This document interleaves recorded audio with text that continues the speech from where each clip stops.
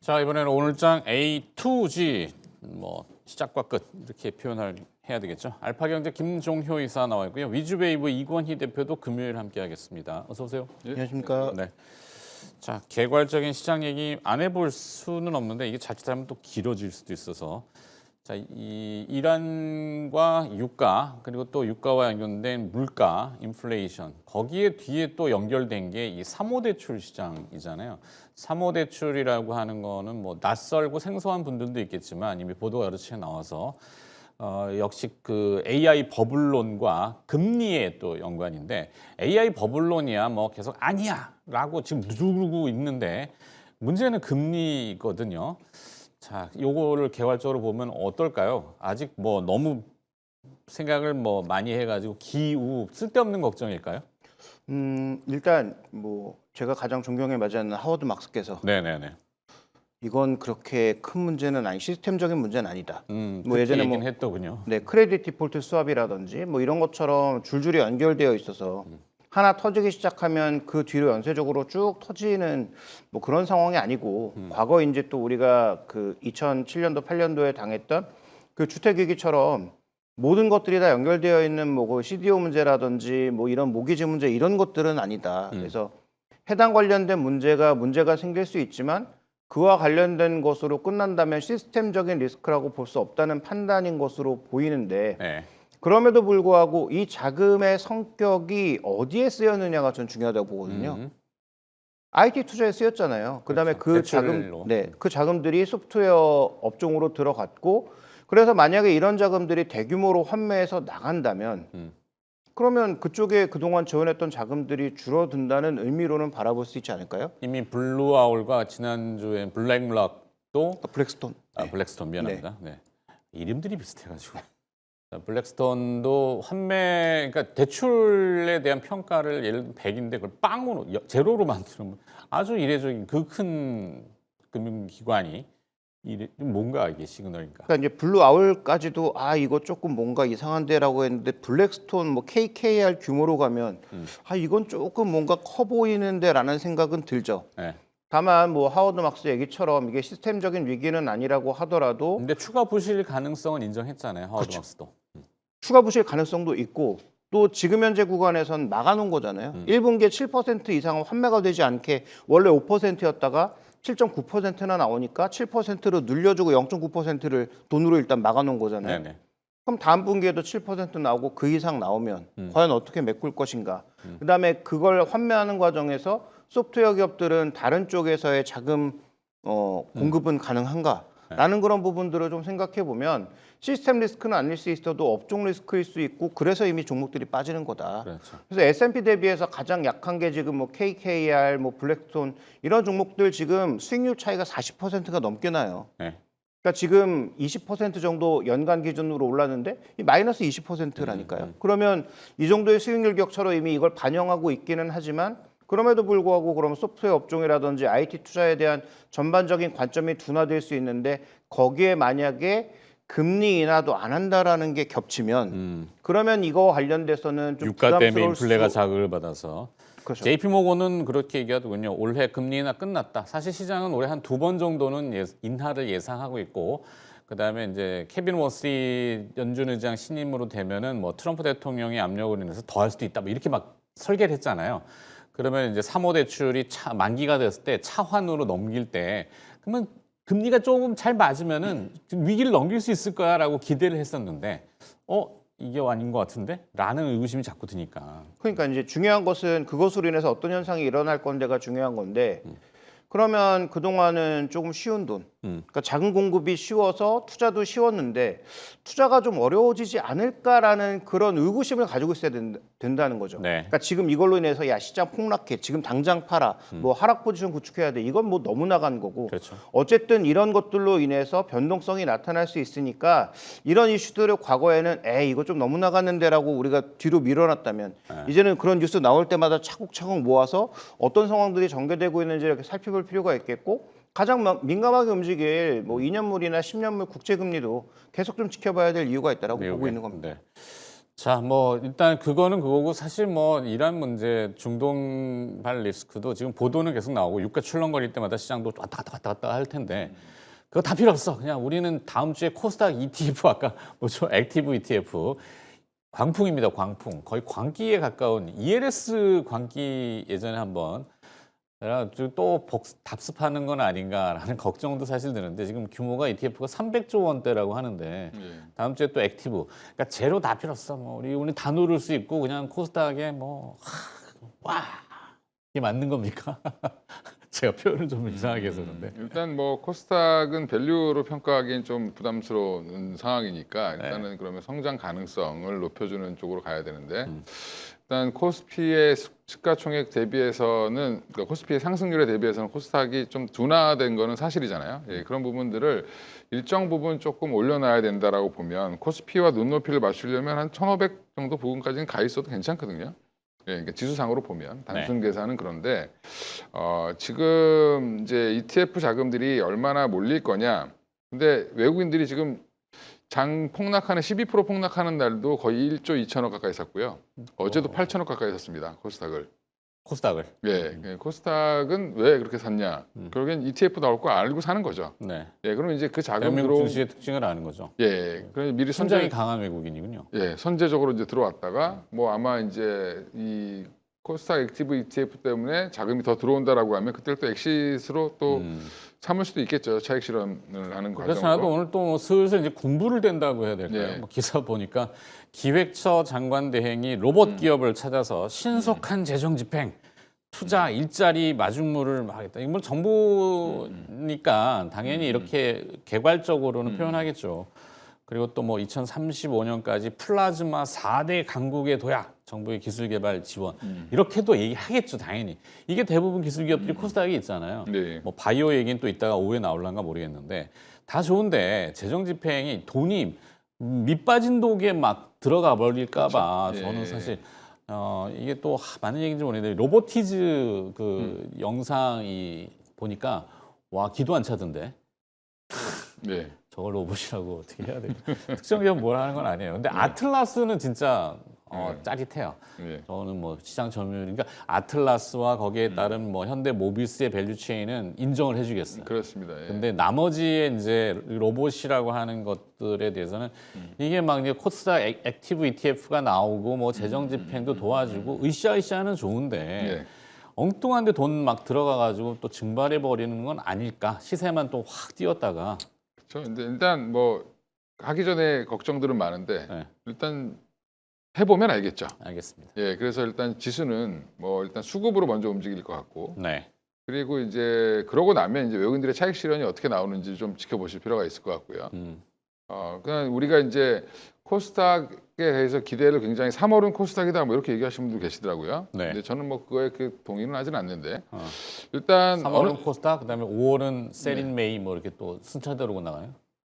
근데 이제 저는 오히려 거꾸로 지금 뭐 3월 달은 좀 코스피가 쉬더라도 네. 4월 중순 넘어가면 또 다시 한번 랠리가 나올 가능성이 있다. 이제 일단은 우리가 MSCI 선진국 지수 편입 그 후보군에 들어가는 게 6월 달에 정해지잖아요. 네. 그럼 이제 5월부터는 아마 그런 드라이브를 많이 걸 거예요.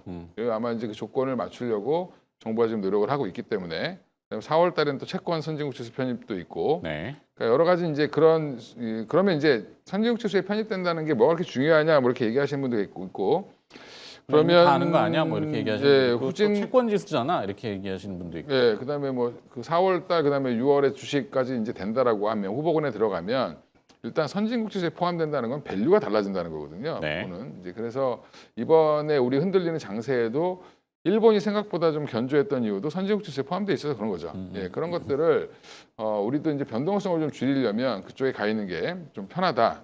뭐 이렇게 이번에 변동성 한번 겪으시면서 굉장히 좀 힘드셨고 지나고 보니까 외국인들이 그냥 옵션과 선물로 그다음에 ETF 가지고 장난을 쳤습니다. 네. 예, 사실 그런 것들을 두 번째 이제 수요일 날 폭락에 개인들이 투매를 하면서 더 빠지는 그런 현상을 보면 되게 안타까웠는데 일단은 이제 그런 부분들을 보면 조정을 좀 과하게 받았다가 어제 리바운딩을 해서 조정 받을 수 있을 정도까지만 다시 올려놨거든요. 네. 그래서 오늘 좀 이제 약간은 좀 고민을 하고 있는 거죠 다시 고민하고 있는 자리인데 지금 유독 이제 코스닥만 강하니까 그렇게 얘기를 또 뭐 하실 수도 있습니다만 또 한동안은 또 코스피만 강했으니까 뭐 네네. 이런 것들도 어떻게 보면 순환매 큰 차원에서는 순환매로 보시면 될 것 같고요.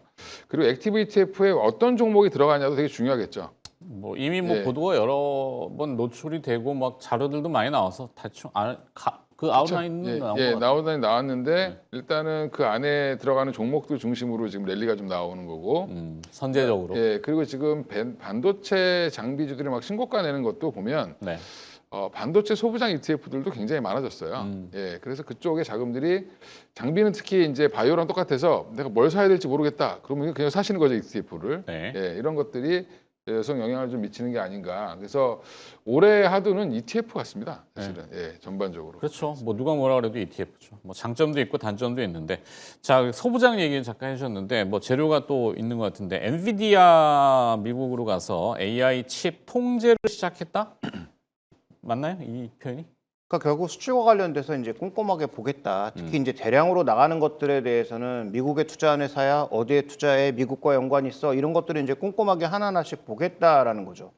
그러면 여기서 이제 뭐 핵심을 말씀드리면 제가 보고 싶은 포인트는 그러면 AI 인프라 투자 줄어들어 이것만 보면 되는 거 아니겠습니까? 네. 저는 지금까지는 계속 는다 쪽이었는데 이제 뭐 줄어드는 건 절대 아니겠지만 정말 는하에 대한 물음표를 조금 달아야 될 때가 아닌가. 네. 왜냐하면 하나하나 꼼꼼히 따지기 시작하면 뭐 예를 들어서 M4가 투자하는 거 미국에 투자하는 걸 어떻게 막겠어요? 그건 뭐 계속 그냥 그 방향대로 가는 거니까 삼성전자하고 하이닉스 이익이 크게 흔들리지는 않을 텐데 지금 근거는 뭐냐면 반도체 가격 계속 올라가고 투자는 계속할 거니까 실적을 작년에 140조에서 삼성전자 기준으로 지금 300조까지 끌어올리고 있단 말이에요. 그러니까 2배가 넘게 끌어올렸는데 그리고 내년에 더 올라간다라는 건데 그러면 이렇게 깐깐하게 하다 보면 조금 늦어질 수도 있고 그다음에 아까 말씀드렸던 사모 신용과 연결되어서 자금 공급이 좀 둔화되면 투자가 둔화되면 300억은 너무 나간 것 아닌가라는 생각이 들 수 있지 않을까. 그래서 정말 오랜만에 지수가 10% 내릴 때 삼성전자 10% 내리는 건 봤는데 오늘 지수가 1% 내리는데 삼성전자와 하이닉스가 3%씩 내리는 거 정말 오랜만에 보잖아요. 네. 그럼 이건 어떤 의미를 지니는지는 조금 이제 고민이 필요하죠. 그래서 저는 아까 뭐 코스닥도 마찬가지고 삼성전자, 현대차 다 마찬가지인데 싸게 사신 분들은 전혀 문제가 없다. 작년부터 싸게 사서 쭉 끌고 온 사람들은 그냥 다 들고 가면 되는데 지금 현재 구간에서 다 뒤늦게 5천, 6천 넘어서 뛰어들어오신 분들은 뭔가 이런 이슈가 하나만 나와도 주가가 막 출렁출렁 하니까 네. 심리가 버티기가 쉽지가 않거든요. 그렇죠. 그래서 지금 현재 구간에서 싼 가격에 사신 분들은 뭐 어떤 이슈가 나와도 내가 생각하는 기준을 깨기 전까지 들고 가시면 되지만 6천 이후에 들어오시거나 5천 후반대에 뒤늦게 이제 뛰어드신 분들은 여러 가지 고민들이 좀 필요할 수밖에 없는 구간으로 가고 있다. 그래서 신규 매수가 좀 쉽지 않아졌다는 게 저는 가장 큰 특징이 아닌가 싶습니다. 그러네요. 선택지. 그래서 자꾸 이제 종목 선택이 어려우니까 ETF라는 바구니를 사라. 뭐 그게 오히려 이제 개별 기업의 수익률보다도 월등히 추월하는 경우를 지금 자꾸 보여주잖아요. 그것도 그렇고요. 일단 내가 못 누르잖아요.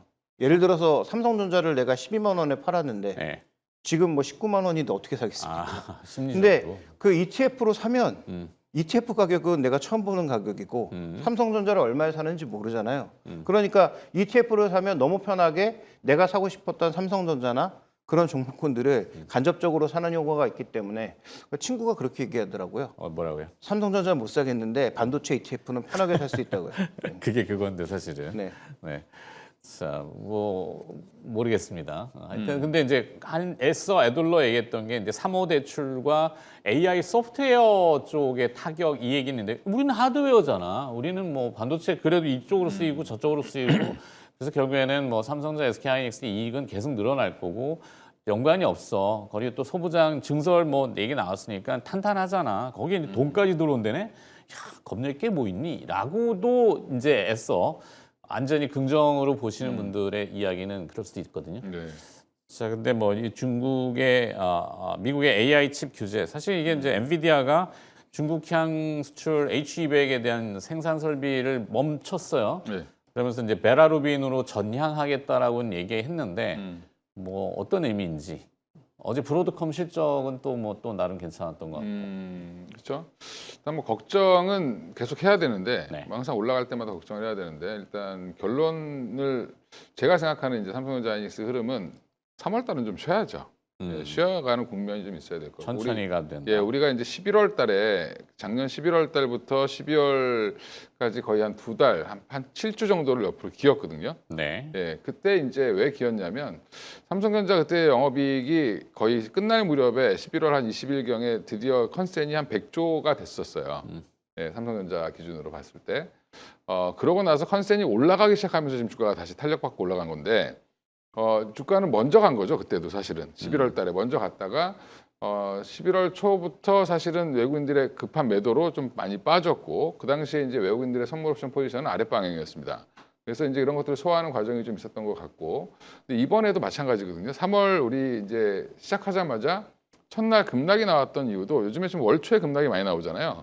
2월 초에도 마찬가지였고 전달에 많이 오르면 꼭 그 첫날에 한 번씩 이제 누르는 형태가 나오는데 뭐 이제 뭐 옵션 프리미엄 관련된 얘기도 나오고 여러 가지가 있겠지만 일단은 너무 이제 그 맥커리가 얘기했던 뭐 300조 이상의 영업이익 이런 것들이 지금 받아들여질 수 있느냐 아직은 조금 더 기다려 봐야 된다 확인해 봐야 된다라는 쪽이 더 많은 것 같아요. 그러면 어차피 예상치고 지금 현재 가이던스는 한 200조 정도에 묶여 있습니다. 삼성전자 같은 경우는. 네. 그러면 이 200조가 애널리스트들이 봤을 때 250조 아니 1분기 실적을 봤더니 뭐 한 300조도 가능하겠어라고 이제 컨센이 맞춰지면 주가는 그때부터 레벨업이 될 가능성이 있는데 그렇게 되려면 4월까지 기다려봐야 되는 거잖아요, 그죠? 4월 초까지. 그럼 3월 달은 좀 재미없는 시장이 나올 수 있을 것 같고요. 그러니까 지금 그리고 뭐 칩 규제한다. H200을 이제 포기한 거잖아요, 사실 25만 장 재고가 있는데 네. 중국에 뭐 파는 걸 아예 이제 포기했는데 그거는 우리나라한테 긍정적이다. 그러면 중국이 엔비디아 칩을 안 쓰는 순간 하웨이 칩을 계속 써야 되거든요. 하웨이 칩 성능 떨어져서 메모리가 더 필요합니다. 그러면 HBM이든 DDR5든 더 갖다 써야 되는 상황이기 때문에 삼성전자 하이닉스 입장에서는 나쁠 건 하나도 없다라고 보고 있고요. 거의 이제 3배에서 4배 물량을 더 써야 되니까 같은 용량 기준으로 보면 그래서 지금 반도체 가격의 급등도 결국에는 미국의 그 그러니까 중국의 반도체 통제를 미국이 심하게 하면서 그런 것들이 오히려 지금 공급 부족을 일으켰다라는 얘기도 나오는 상황이니까 저는 오히려 그건 긍정적으로 보는데 이번에 이제 뭐 수출 통제 이런 거 이제 AI 칩 관련돼서 얘기를 한다라고 지금 미국 정부가 얘기했는데 저 방안은 제가 볼 때 실현되기 어렵지 않을까. 예, 그렇게 통제하면 그거 어떻게 팔겠어요? 그러면 알겠습니다. 지금 뭐 애들로 앞에 거 다 빼고 예, 핵심만 중요한데 그래서 선택지가 있는지 뭐 이건희 대표는 한미반도체에 네. 뭐 또 상당히 오리엔트를 많이 하셨기 때문에 장비주들은 좀 약간 한미반도 지금 사도 되나요? 지금 약간 오버슈팅하는 것 같습니다. 예, 조금 쉬어가야 되는 국면인데 지금 뭐 한미반도체든 뭐 PSK홀딩스든 테크윙이든 제가 볼 때는 뭐 한 번 더 치고 올릴 수 있을지 모르겠지만 지금 네. 현재는 좀 쉬어가는 국면이 필요하다. 그리고 이렇게 가다가 이제 만약에 삼성전자 하이닉스가 좀 쉬어가는 국면이 나오면 눌리겠죠 다시. 예, 그럴 때 좀 기회를 다시 보자. 그리고 삼성전자 하이닉스 여전히 좀 빠지면 최근에 들어가신 분들은 단가를 낮출 기회가 되지 않을까 이렇게 생각하고 있습니다. 네, 김정희 회사님 이제 마무리 좀 해주시죠. 근데 저는 지금은 신규 매수는 조금 뭐 3월 달을 쉬어갈지 뭐 4월 초에 실적 발표하면서 더 변동성이 커질지 모르겠지만 어쨌든 지금은 조금 우리가 신규 매수에 대해서는 신중하게 좀 접근하는 게 저는 좋다라고 보고 있고요. 뭐 반도체 더 올라갈 것 같아요. 지금 뭐 코스닥 그 액티브 ETF의 실체가 알려질 때까지는 아마 쉽게 멈추지 않을 것 같은데 뭐 종목도 돌아가면서 다 올라가잖아요. 그 단단하게 안 움직였던 원익QNC도 오늘 급등하더라고요. 그러게요. 리포트 나오면서. 그러니까 더 올라갈 것 같기는 한데 전 지금은 뭐 보유자의 몫이라고 보고 보유자들도 예를 들어서 고점에서 조금 흔들리면 비중을 조금 늘려서 현금 비중을 조금 가지고 있다가 1분기에 삼성전자 4월 초에 실적 보고 아마 재투자하시는 것도 나쁘지 않다 이렇게 보고 있습니다. 알겠습니다.